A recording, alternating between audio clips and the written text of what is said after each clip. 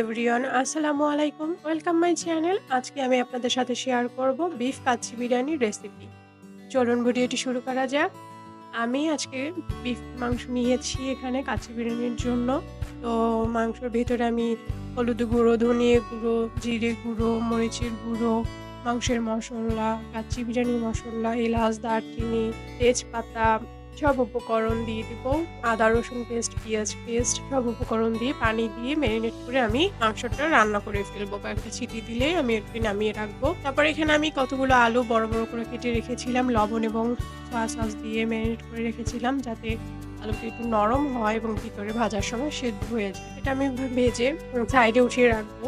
Time নিয়ে ভাজতে হবে যাতে আলুটা একটু সেদ্ধ হয়ে যায়।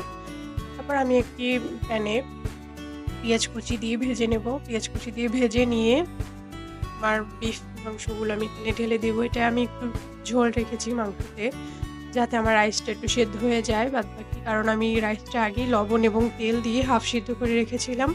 আপনারা সবসময় ট্রাই করবেন হাফ সিদ্ধ করে রাখতে, কারণ বেশি সিদ্ধ করে ফেললে বিরিয়ানিটা দলা পেকে যেতে পারে, তাই হাফ সিদ্ধ করাই ভালো। হাফ সিদ্ধ করে আমি পানিটা ঝরিয়ে রেখেছিলাম।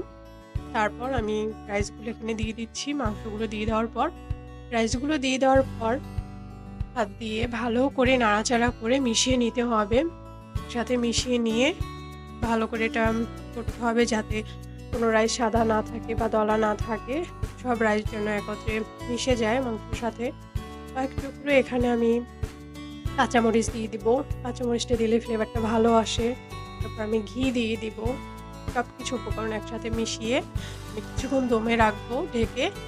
তারপর ব্যাস আমার হয়ে যাবে বিফ কাচ্চি বিরিয়ানি। আপনার রেস্টুরেন্টে তো এত দাম দিয়ে বিরিয়ানি খেয়েই থাকি কিনে, ঘরে বসে আপনারা এটা খুব সহজে অল্প উপকরণ দিয়েই তৈরি করতে পারবেন। ভিডিওটি ভালো লাগলে চ্যানেলটি অবশ্যই সাবস্ক্রাইব করবেন এবং নতুন নতুন আরও ভিডিও পেতে চ্যানেলটি অবশ্যই সাবস্ক্রাইব করবেন। ভিডিওটি ভালো লাগলে লাইক, কমেন্ট, শেয়ার করতে ভুলবেন না। Thank you so much. এই বিরিয়ানিটি আপনারা যে কোনো কিছুর সাথে সার্ভ করতে